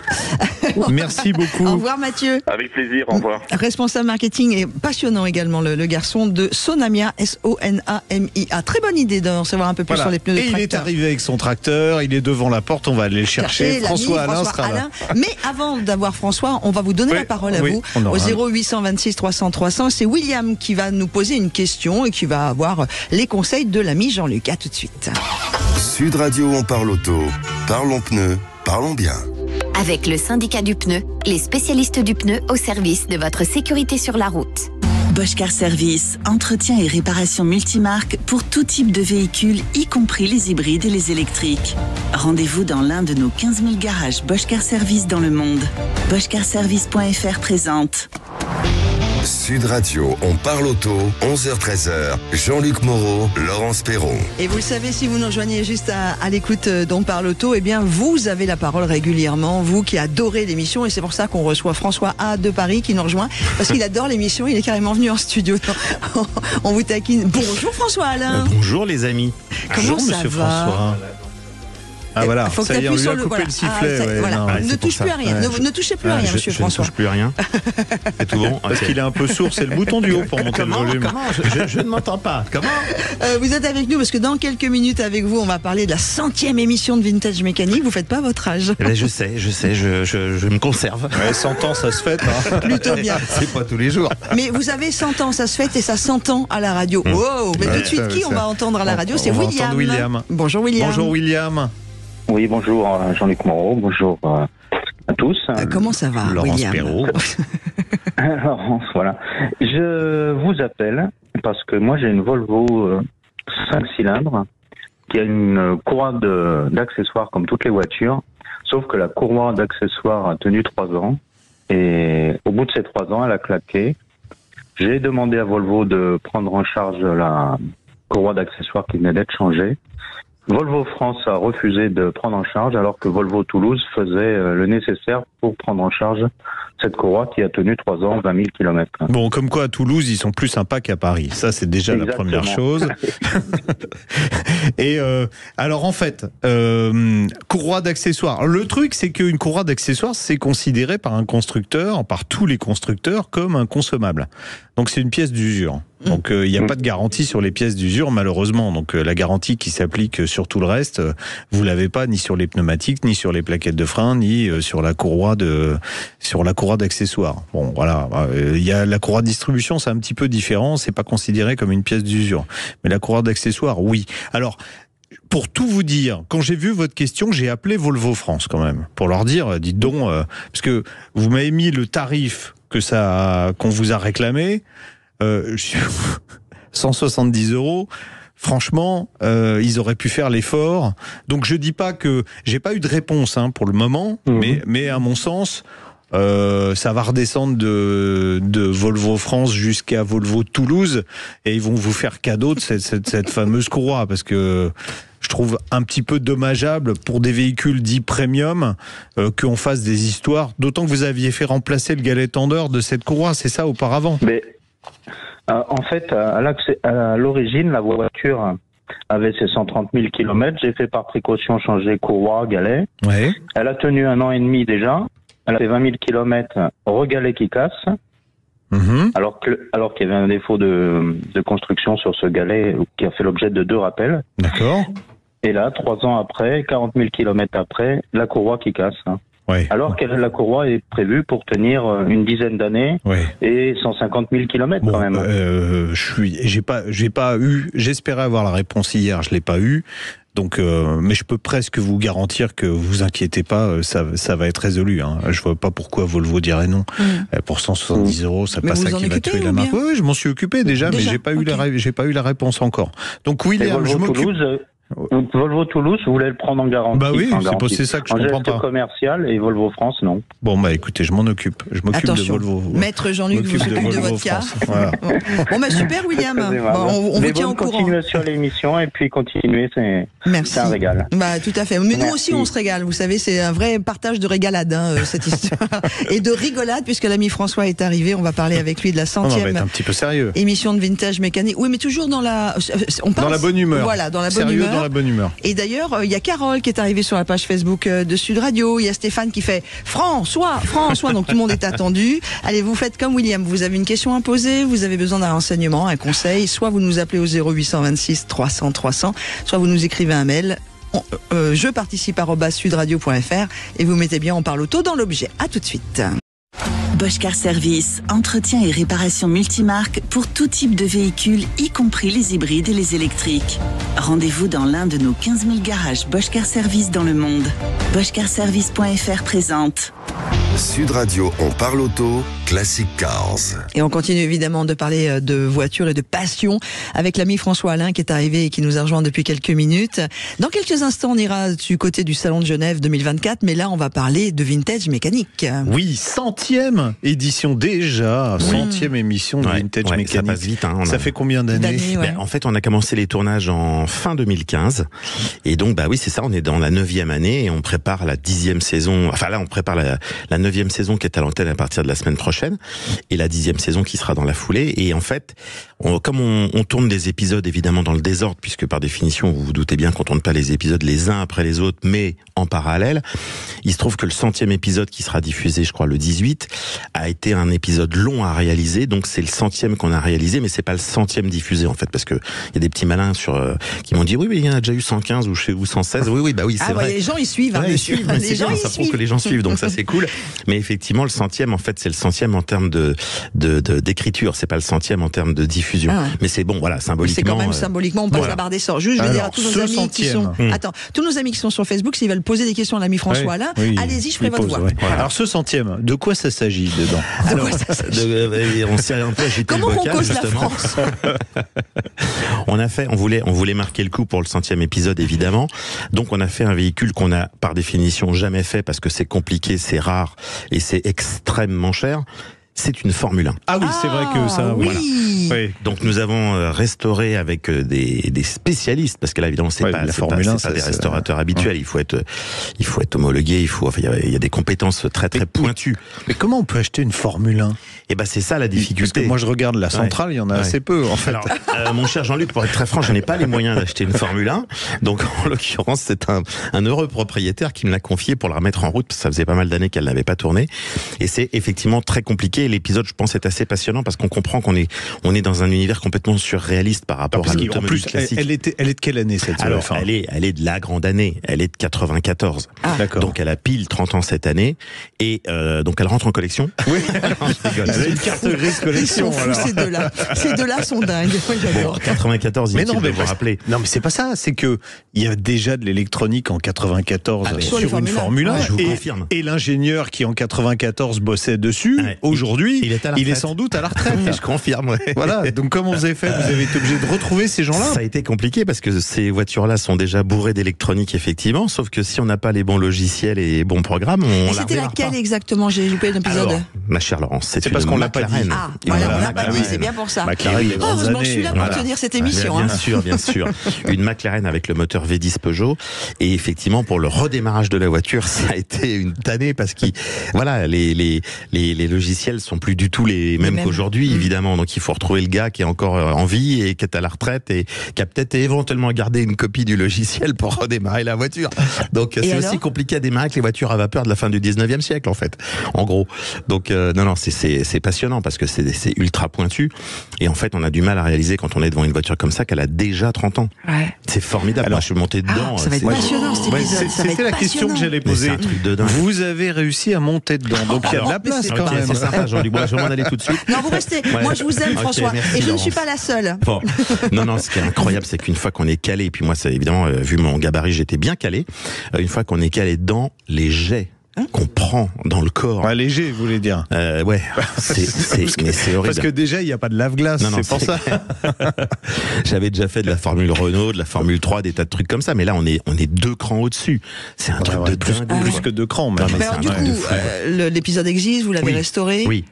C'est fou ça, vous avez roulé avec? Alors là effectivement j'ai pas pu rouler avec parce que par définition c'est une monoplace, mais en fait on a une séquence, vous verrez dans l'émission, où on fait il y a des Formule 1 qui sont aménagés pour les baptêmes de piste. Et donc on a fait un baptême de piste en Formule 1. La voiture était bien calée parce que j'étais à un côté et j'ai un de mes petits camarades qui était de l'autre côté qui a à peu près le même gabarit que moi, même un peu plus. Donc la voiture était bien collée au sol, il y a pas de souci. Et mais les jets qu'on prend dans la figure, mais c'est incroyable. Et pourtant j'ai fait des trucs rigolos comme l'aviation.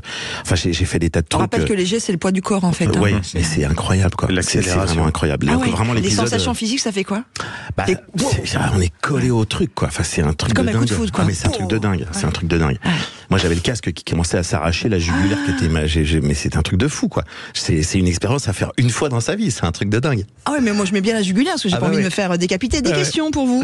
Alors, comment sont choisis les véhicules que vous restaurez dans Vintage Mécanique? C'est une question de Sullivan. Alors, sur la page Facebook de Sud Radio. Au début de Vintage Mécanique, je cherchais moi-même évidemment les véhicules qu'on pouvait mettre dans l'émission en essayant de répartir des véhicules chers, pas chers, français, anglais, italiens, allemands et japonais, tout ce qu'on veut, et de répartir aussi entre des véhicules populaires et des véhicules rares ou exceptionnels. Parce qu'en fait, je pense vraiment que, et le succès de l'émission, je crois, vient de là aussi, c'est qu'il faut faire de tout. Il faut faire du véhicule populaire auquel on peut tous s'identifier parce qu'on a un grand-père ou un oncle, une tante qui a eu la même. Il faut faire des véhicules exceptionnels parce que je pense que c'est important, ça fait rêver. Moi, j'ai de temps en temps des gens qui me disent ouais, vous faites que des véhicules trop chers. Quand vous allez au Louvre regarder la Joconde, vous savez que vous n'aurez pas les moyens de repartir avec sous le bras. À un moment donné, non mais c'est ça. À un moment donné, il faut être réaliste, quoi. Non, rêver, ça fait du bien à la tête, ça fait du bien à l'esprit, quoi. Je suis d'accord. Donc c'est important. Et puis la troisième chose qui moi me semble important, c'est de faire des trucs un petit peu décalés, c'est-à-dire on a fait un bateau, un avion, le tracteur. On a parlé de pneus de tracteur, ça a été un carton. Mais bien sûr. Vous avez fait un blindé, non? On a fait plusieurs blindés déjà, bien sûr, on en refera. Enfin donc voilà, il y a plein de choses à faire. Moi j'ai pas encore fait de locomotive à vapeur, mais c'est un rêve de gosse. Donc j'espère qu'on fera ça un de ces jours pour la saison 10 par exemple. Donc non, c'est hyper intéressant. Ce qu'il faut aussi qu'on fasse, et je pense que c'est important pour l'émission, et ça va être le cas d'ailleurs de l'épisode de lundi, le premier. Je pense qu'il faut aussi qu'on colle un petit peu à l'actualité. Alors il y a des tas de gens qui ont dit oui, vous avez fait du rétrofit, machin. Moi j'aime pas ça. Bon, moi mon rôle, je suis quand même journaliste à la base. J'ai quand même été journaliste pendant 25 ans avant de faire cette émission auto. Donc j'ai aussi un rôle d'informer les gens sur les différentes hypothèses pour l'avenir de la voiture ancienne. Et en l'occurrence, dans l'épisode de lundi, on lève clairement le voile sur les carburants de synthèse. Parce que les carburants de synthèse sont évidemment une hypothèse très sérieuse pour l'avenir de la voiture de collection. C'est très important de le rappeler, de le souligner. Cela dit, il reste du pétrole. Oui, bien sûr. Ça fait 40 ans qu'on nous dit c'est la fin du pétrole bientôt. Je sais bien. Il reste encore pas mal de pétrole. Question de Jean-Luc M de Paris? Non, mais de Stéphane, j'en ai une autre. Comme on parlait d'actualité, tiens, pour ceux qui sont, alors je fais une petite aparté, pour ceux qui sont à proximité du circuit du Mans, aujourd'hui et demain, la 205 GTI fête ses 40 ans sur le circuit du Mans. Exact. Donc si vous êtes là-bas, parce qu'on parle de mythes, bon alors vous aviez fait mythes dans une... à vêtements ou mythes de mythes automobiles, qui font moins de trous, ceux-là, quoique les vieilles bagnoles, des fois ça fait un peu mythe. Quand on dit mythique, c'est mythé même. Pour certaines. Ça a été un des premiers modèles que vous avez restauré dans Vintage, c'était même le 205 GTI. Ouais, c'était même le premier tournage. Alors c'était la deuxième diffusion, parce que vous voyez, ça rejoint ce que je disais tout à l'heure, c'est que comme évidemment on tourne plusieurs épisodes en parallèle, la diffusion n'est pas forcément exactement synchro avec l'ordre de réalisation, parce qu'il y a des épisodes qui sont plus ou moins longs à réaliser. Mais effectivement, la 205 GTI, c'était le deuxième à être diffusé, mais c'était le premier à être réalisé. Voilà. Question de Stéphane sur la page Facebook de Sud Radio. Verra-t-on François Alain dans Top Gear France? Alors je sais pas, pour l'instant je sais qu'ils ont fait 6 épisodes et que le lancement d'ailleurs est quelques jours avant notre 100e, il y a quelques jours de battement. Il y a effectivement la manie, enfin manie c'est pas du tout péjoratif, au contraire, on fait souvent des crossovers, ce qu'on appelle des crossovers entre les émissions de la chaîne, ce qui est tout à fait chouette parce que ça permet de rappeler qu'on est une team et qu'on est tous, même si on fait des émissions différentes, et tant mieux, on est tous sur la même chaîne, donc évidemment on n'est pas concurrents, on est complémentaires, et oui pourquoi pas, bien sûr, moi je suis déjà allé 2 fois dans Top Gear ancienne version, si Top Gear nouvelle version m'invite un de ces jours, je viendrai avec plaisir. J'ai une question aussi de Laurence P et de Jean-Luc M de On parle auto. Quand les animateurs vedettes de cette émission exceptionnelle tous les samedis de 11h à 13h sur Sud Radio seront-ils invités dans Vintage Mécanique? Mais bien évidemment, ça a déjà été fait. Mais non, mais nous deux, non. Jean-Luc est déjà venu, mais il manque Miss Lolo. Et en fait, je pense qu'il manque une fille dans votre émission. Je suis d'accord. J'essaye de pousser à la féminisation. Et d'ailleurs, non, mais en plus, c'est blague mise à part. C'est vrai que ce qui est génial, c'est que franchement, le public de ce genre d'émission, en tout cas pour la nôtre, c'est sûr, ça n'est pas qu'un public masculin. C'est un public il y a des femmes, beaucoup, qui regardent l'émission. Il y a beaucoup d'enfants, et ça, moi, j'y tiens énormément parce que c'est les collectionneurs de demain. Faut jamais l'oublier. Donc, il faut absolument ouvrir le cercle à des gens qui sont néophytes, à des enfants qui vont se passionner pour ça, alors qu'ils évoluent dans un univers qui est quand même pas globalement pour la voiture. François, donc cette semaine. Nouvelle saison, 9e saison de Vintage Mécanique. On a compris qu'on allait parler carburant de synthèse, mais il y a forcément une voiture dans laquelle on va mettre cette essence de synthèse. C'est quoi? C'est une Aston Martin DB6. On aura fait toute la saga, la DB4, la DB5, la DB6, et puis moi j'aimerais bien que l'année prochaine on fasse peut-être une beaucoup plus récente, genre je sais pas, une DB7 ou une DB9, parce que ça c'est des voitures qui sont aujourd'hui tout à fait abordables. La saga 4, 5, 6, évidemment c'est des voitures qui valaient extrêmement cher, mais aujourd'hui on peut acheter une Aston Martin, une DB7 ou une DB9 pour des prix qui sont pas du tout enfin c'est tout à fait envisageable. On parle en dizaines de milliers d'euros, on parle pas en centaines de milliers d'euros. Et ensuite il y aura quoi? On peut sans tout dévoiler comme d'habitude. Non, il y a plein de choses. Il y a moi je mélange absolument la voiture populaire. En populaire, il y a quoi dans cette saison? Bien, dans cette saison, il y aura une Panhard parce qu'on n'a jamais fait de véhicule de la marque Panhard. Il y aura une Matra parce qu'on n'a pas. On en a fait une Matra, on a fait la 530. On va y aller là les gars, si vous me faites tout le programme de l'année. Si, bien sûr. Moi je tiens absolument à ce qu'on ait aussi des voitures populaires. C'est hyper important de maintenir l'équilibre entre populaire, prestige et trucs un peu des rigolos quoi. Et alors moi ce que je vous propose c'est de revenir en parler régulièrement quand vous avez envie. Vous savez que le studio de On parle auto et sur Sud Radio vous êtes ouvert. De toute façon François va rester là parce qu'on va parler de R5 dans 5 minutes. Et d'ailleurs vous avez fait une R5 turbo mais qui est un modèle vraiment en dehors, mais une vraie R5 première génération. Ça François, Jean-Luc, s'il vous plaît, messieurs, à tout de suite. Bosch Car Service, entretien et réparation multimarque pour tout type de véhicule, y compris les hybrides et les électriques. Rendez-vous dans l'un de nos 15 000 garages Bosch Car Service dans le monde. BoschCarService.fr présente.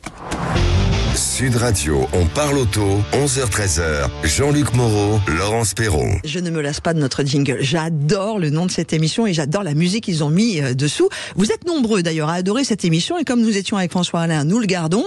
Ça veut bien dire que les Français continuent d'adorer la bagnole et ça c'est plutôt une bonne nouvelle. Malgré le fait que certains salons commencent à perdre un peu de leur... Oui. Cette semaine se déroule encore en ce moment à Genève le salon de l'auto qui était un des plus beaux salons européens. Vous savez qu'il y a eu la crise du Covid est passée par là, ensuite la guerre en Ukraine, donc il y a eu le salon a été stoppé pendant 4 ans, il a repris cette année, on s'était dit ouais chouette, ça va être drôlement bien.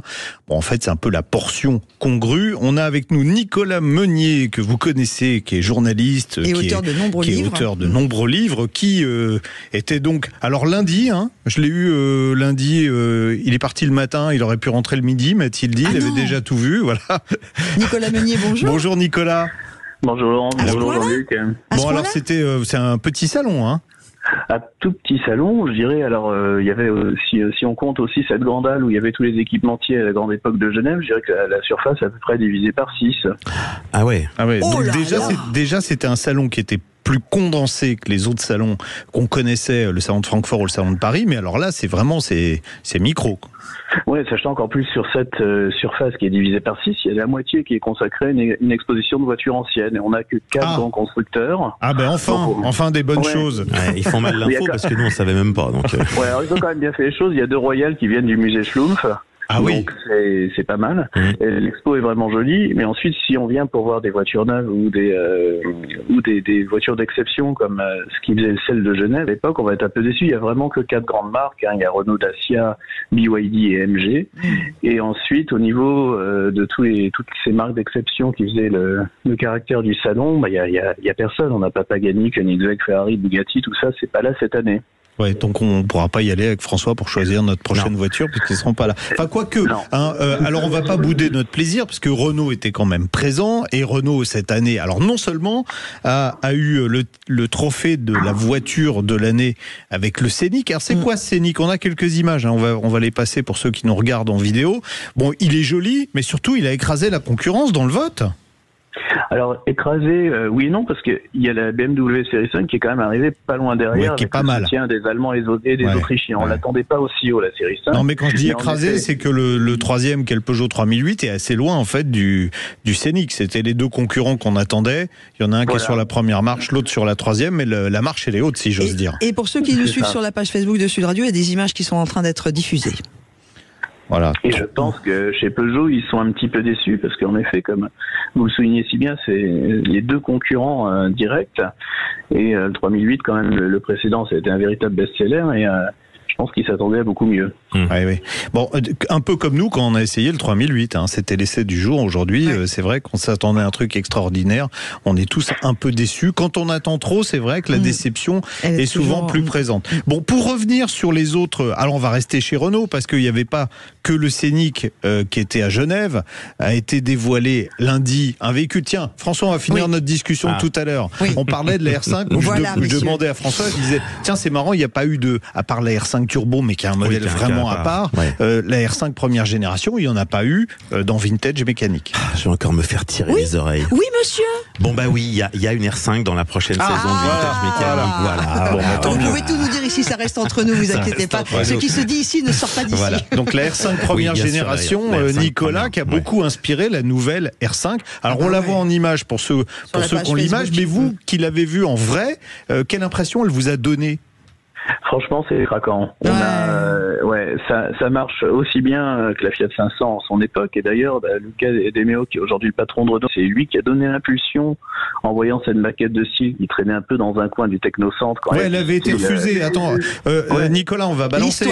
Carlos Ghosn avait dit, j'en veux pas. Et De Meo, quand il est arrivé, il a dit, c'est ça qu'il faut faire pour relancer Renault, parce que tout le reste, c'est pas vraiment excitant. Et De Meo, justement, c'est lui qui avait entre guillemets piloté la renaissance de la 500 quand il bossait chez Fiat à l'époque. Exact. Donc il y a un précédent. Il espère évidemment le même succès.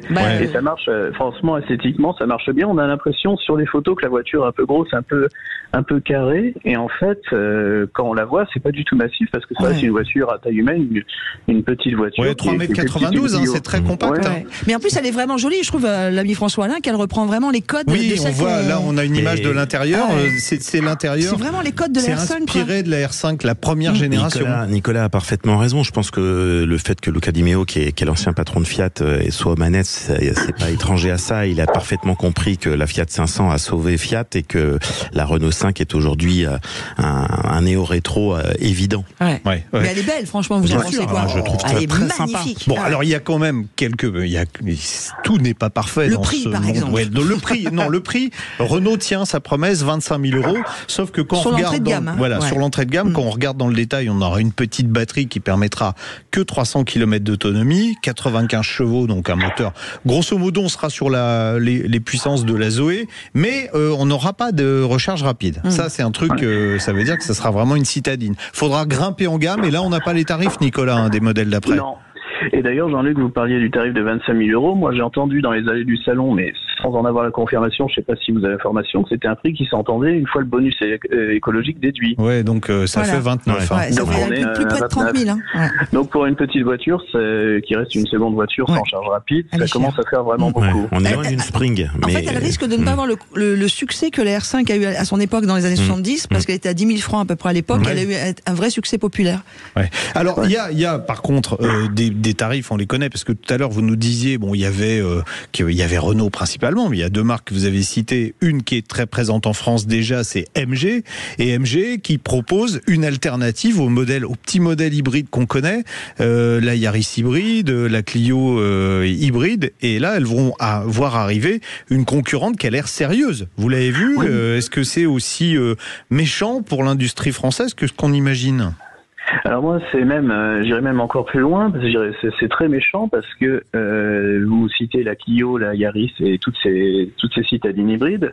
Et moi, j'irais encore plus loin, parce que c'est en termes de tarifs, ça se positionne directement face à une Dacia Sandero. C'est-à-dire que la version hybride, pour le moment, on n'a pas exactement toute la grille, mais ça devrait être aux alentours de 20 000 euros. Et on nous promet pour début 2025 une version 100% essence qui serait aux alentours de 15 000 euros. Et là, on se retrouve frontalement avec la Dacia Sandero qui, il faut le rappeler, c'est quand même la voiture la plus vendue aux particuliers en France depuis déjà pas mal d'années. Et même en Europe. Et même en occasion en plus. Ouais, en plus.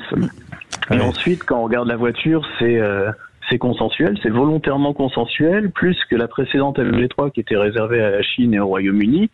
Il y a moins de caractère, mais c'est une volonté de la marque, et j'ai interviewé le designer sur le salon, qui voulait vraiment un style qui plaît à tout le monde, qui fâche personne, pour séduire le plus grand nombre et vendre des volumes assez élevés. Ça formate un peu d'originalité. Quand une voiture chinoise dans Vintage Mécanique, alors demain, non. Mais ils ont dû... voilà. Il y a d'autres questions. Voilà. Si, alors non, on va vous abandonner, Nicolas, parce que je suis obligé de tenir Nicolas, la montre. Oui. Nicolas Meunier, journaliste. On a la mère Fouettard qui est là, et donc...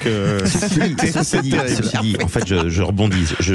On n'a plus le temps. On n'a plus le temps. Tant pis. On a fait une MG, et MG France actuelle était dans le coup. Oui, c'est ça. Voilà. En plus. Bon, allez, moi aussi je vais exploser le timing. C'est notre ami Julien, le réalisateur, qui en peut plus. Stéphane qui dit elle est sublime, on revient sur la R5. Mouchid qui dit elle est trop jolie. Il y en a même un qui dit magnifique, ma femme l'a déjà commandé. Ça risque quand même d'être un joli succès. Et un seul regret en ce qui me concerne, et je suis pas la seule, parce qu'il y a même Stéphane le dit, pourquoi ne pas mettre un moteur thermique dedans aussi, quoi. Mince. Bon, allez, on y va. Sud Radio, on parle auto. Quelle auto choisir? Hop là, pour terminer notre rendez-vous.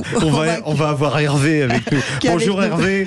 On est un petit peu désolé, c'est un peu le souk aujourd'hui sur le plateau. Tu dis ça parce que je reviens du Maroc? Non, du tout, c'est parce que...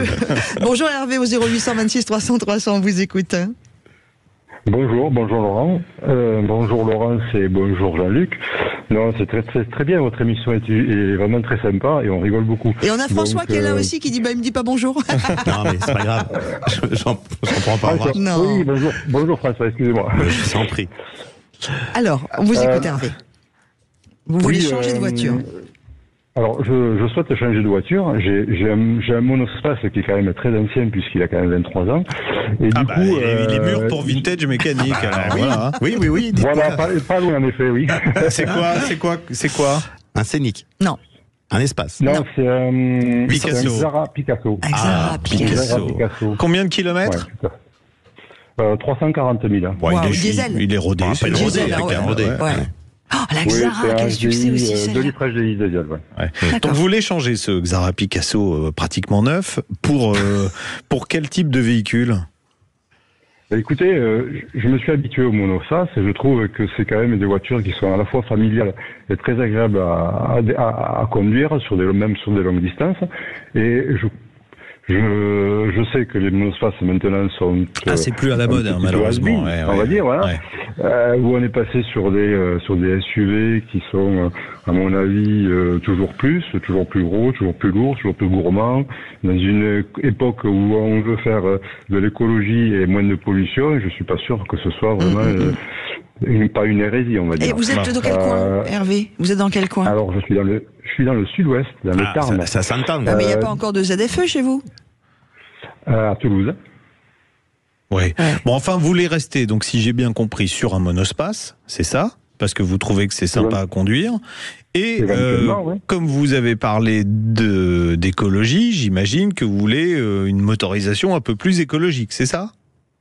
Alors oui, je m'intéressais, puisque vous en parlez beaucoup, au flex fuel et au boîtier éthanol. Éthanol. Donc parce que ici dans la région, donc je suis dans le Tarn, mais je suis dans un village comme Gaillac, qui est un vignoble aussi, dont Laurent vous parler. Je vous adore. Voilà. Et donc, on est quand même en campagne. L'électrique, pour nous, c'est peut-être pas idéal. Et donc, peut-être le flex fuel serait une solution plus intéressante que le diesel. Ouais, vous voulez un véhicule d'occasion? Plutôt. Ouais. C'est quoi votre budget? Entre 15 et 18 000 euros à peu près. Oui. Non, parce que, alors si vous voulez... En réalité, je me posais aussi la question des moteurs qui n'étaient pas forcément très fiables. C'est aussi l'idée, parce que bien sûr, les Citroën à l'heure actuelle, ou c'est les PureTech, qui, ma foi, ont beaucoup de problèmes, peut-être, ça va forcément être intéressant à Je vais vous dire, acheter, ce qui va poser problème, là, dans votre choix, c'est que un monospace, déjà, ça va pas être facile à trouver. Bon, ceux qui vont être en vente, ça va être majoritairement du diesel. Donc vous allez sortir d'un monospace diesel pour entrer dans un monospace diesel. Il y a quand même quelques solutions, hein, je vais vous en parler après. Adapter un boîtier, sur la plupart des modèles que vous allez trouver en occasion, vous allez tomber sur des moteurs chez Renault 1,2 litre TCE ou 1,2 litre PureTech chez Peugeot et Citroën. Ceux-là, déjà que c'est des bêtes à chagrin sans les mettre à l'éthanol. Donc si vous rajoutez une couche, moi je vous le déconseille. En revanche, il a existé quelques modèles. Alors si vous voulez un gros monospace, il a existé, alors 1, 2, 3, je le pose. Il a existé chez Ford une version du S-Max avec un moteur 2 litres qui était flex fuel d'origine, qui est assez rare, mais qui est fiable.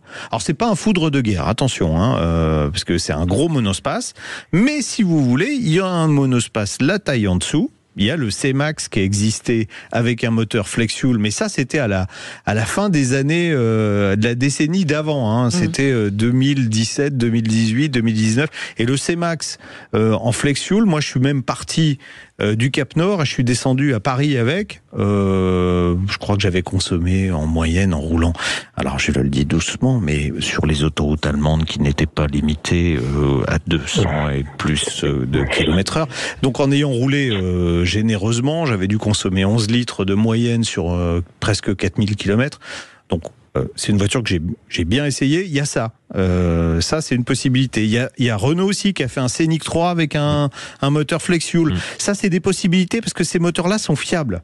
Donc, si vous voulez rouler à l'économie, la difficulté, ça va être d'en trouver un et qui est pas avec beaucoup de kilomètres. Bon. Sorti de ça, je serai obligé de vous proposer un SUV. Si vous voulez du flex fuel, malheureusement, une occasion récente, ça sera forcément un Ford Kuga, par exemple, ou un Puma, si vous voulez la taille en dessous. Bon, il me reste une petite minute. Que vous en pensez quoi, Hervé? Oui.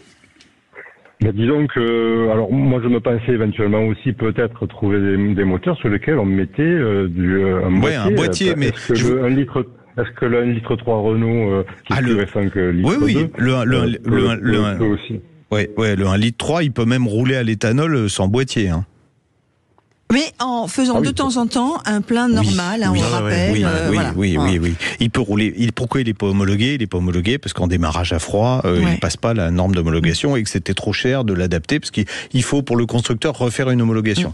Donc, mais ce moteur, et alors je l'ai déjà dit un paquet de fois, les périphériques sont pas adaptés à l'éthanol, la pompe à essence, etc. Mais a priori, il n'y a jamais eu de panne. Y compris pour les véhicules, parce que quand vous mettez un boîtier, vous changez pas la pompe à essence. Donc les véhicules équipés de boîtier n'ont jamais eu de panne de ce côté-là, donc a priori c'est fiable. Donc à 1,3 litre TCE, mais vous aurez pareil, va falloir taper dans un véhicule un peu plus ancien parce que du Scénic en 1,3 litre TCE, il y en a pas énormément. Bon, du coup, parce que là on a vraiment pratiquement. Du coup, le kilométrage. Kilométrage, sur du Scénic 1,3 litre TCE, vous allez en trouver, en général, c'est vrai que comme c'est un moteur un peu fiable, il aura roulé à entre 50 et 100 000 km. Sinon, les modèles que je vous ai évoqués avant, mais qui vont être beaucoup plus kilométrés, beaucoup plus anciens, par contre, vous ferez des économies sur le budget. Bon, voilà, Hervé, on va devoir vous laisser là, malheureusement, puisque là, il y a l'info qui est en train de taper à la porte du... Est-ce qu'on pourrait pas ralentir cette pendule?